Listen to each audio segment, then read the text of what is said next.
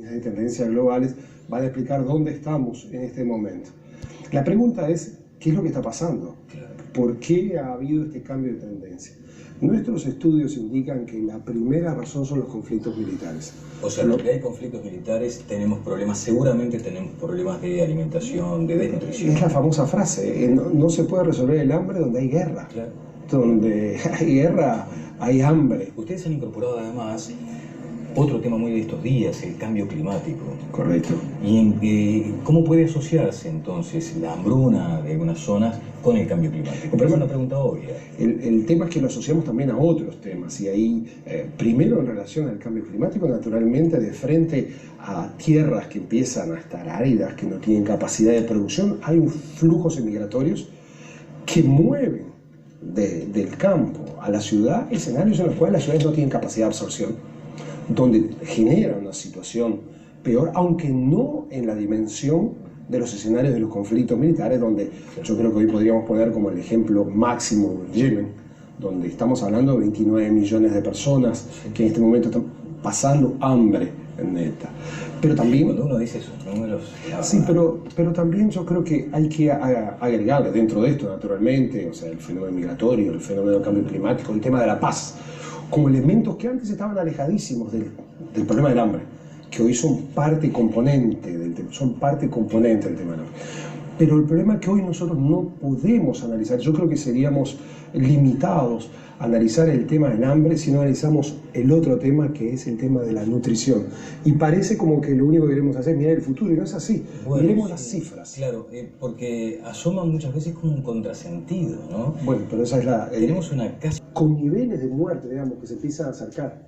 Y la tendencia no es aumentar los niveles de hambre como los niveles de obesidad. La obesidad está siendo mucho más rápido que los niveles de hambre. Por lo tanto, se va a tocar y va a aumentar más la obesidad. Entonces, ¿qué es lo que se plantea?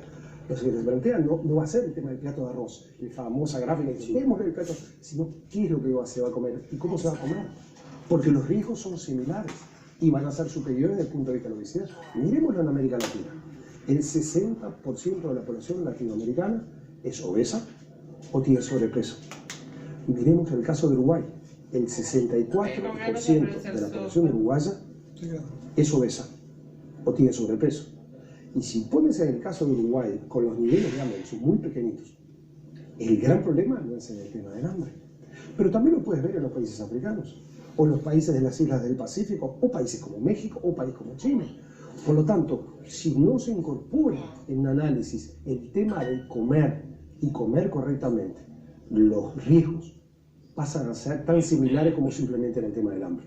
Además parece también un contrasentido, en un momento de exuberancia de producción de alimentos, donde nunca antes se produjo tanta alimentación, que tengamos estos problemas, porque además la obesidad, uno podría llegar a suponer, bueno, es el que come mucho y come bien, y muchas veces se asocia a una condición social precaria, compleja, complicada, por lo tanto es doble. Tenemos que atacar la obesidad en aquellas franjas de la población más vulnerables. Bueno, Daniel, yo te diría que hasta hay un problema económico básico. Si no se resuelve el problema de la obesidad, los problemas económicos de este país solo van a aumentar. ¿Por qué? Porque si no se resuelve eso, va a tener que aumentar necesariamente la acción del Estado sobre el tema de salud. Por lo tanto, al ciudadano le va a costar más. Va a tener que poner más para gastar más en relación a los temas de salud. Y eso lo podríamos relacionar en cualquiera de los aspectos que tienen que ver hoy con la vida del ciudadano, que tiene que ver con la educación, que tiene que ver con el comportamiento. Nos explicaba el presidente de la República cuando con el director general lo visitamos esta mañana, nos señalaba esta ley de seguridad alimentaria y nutricional que tiene que ver con el etiquetado. Claro. ¿Qué tiene que ver el etiquetado con el hambre y con el tema de la nutrición? Es un tema que no es un tema uruguayo, es un tema global, resuelto ya muy bien en algunos países como en Chile, donde ya la ley del etiquetado se ha transformado en una ley global en la cual participaron diferentes partidos políticos en la preparación de la ley, que lo que se trata es de explicar al ciudadano qué es lo que está consumiendo. Claro. De forma muy clara, ¿no? Una línea de la cual, sobre todo en dos aspectos tiene que ver, tres aspectos tiene que ver muy claramente: sal, azúcar, grasa. que eso transforma y genera uno de los elementos de mayor dramatismo desde el punto de vista de bueno, y tenemos situaciones complejas, Mario, basta citar el caso de Venezuela, y allí es donde uno se pregunta, en un momento el centro de la polémica, insólitamente, fue la ayuda humanitaria, y allí también ustedes seguramente tomaban parte, por lo menos de la consideración, de ver el escenario como se estaba planteando. La pregunta que queda es, estos organismos de tanto peso como la FAO, ¿qué margen de acción tienen en circunstancias así? Para empezar, recuerde que cualquier agencia de Naciones Unidas no es un satélite que está fuera de la realidad, es una organización gestionada por los gobiernos y finalmente son los prioritarios. El sistema de Naciones Unidas es un sistema de gobierno. A veces se critica tanto a Naciones Unidas porque los gobiernos no tienen la capacidad de gestión del escenario internacional. Y lo de Venezuela va en ese contexto.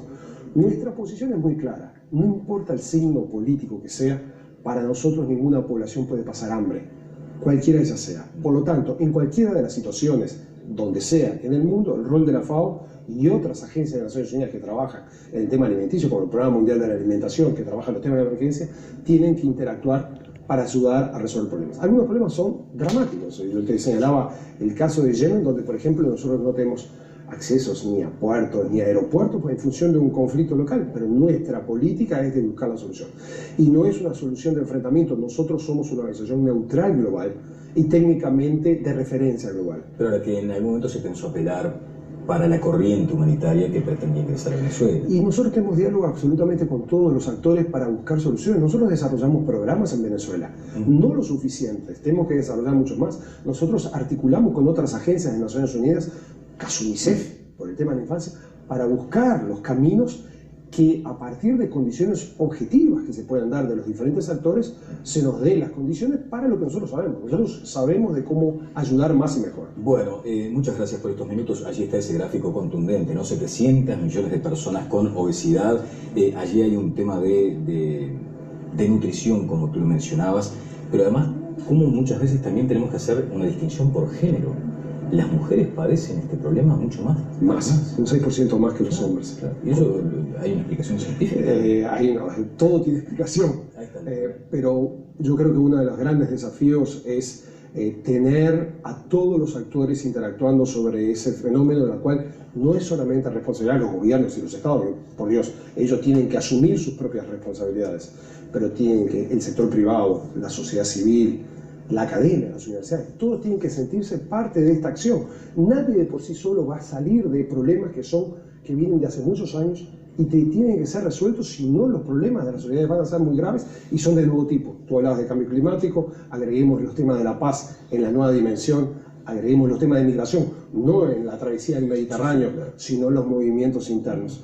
Y naturalmente el tema de nutrición, que para nosotros pasa a ser uno de los claves. Te agrego, desde ese punto de vista, los nuevos desafíos, por ejemplo, sobre la innovación, sobre los cambios, sobre el uso de los mismos fondos, pero con mayor capacidad de impacto, sobre la conciencia del tema agrario. Creo que aquí hay una ley y hay una serie de proyectos que se están desarrollando para generar una mayor conciencia del valor agrario, no para que la gente vaya a trabajar al campo, sino para que entienda que es una de las componentes claves para el desarrollo de este país. Claro, además se habla de los pisos, ¿no? Bueno, antes cultivamos un piso, miren que nos da para por lo menos 2 más.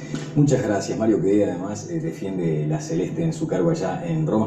¿Extrañas el periodismo, sobre todo en un momento así como este año electoral que nos tiene a todos tan apasionados? Bueno, sí, me cuesta mucho contenerme y aparecer con una gran neutralidad y no poder aplicar la profesionalidad nuestra, que es tan bonita. Gracias a ti. Ha sido un privilegio para el país, además que haya venido el director general de la FAO también y que se haya entrevistado con el presidente Vázquez.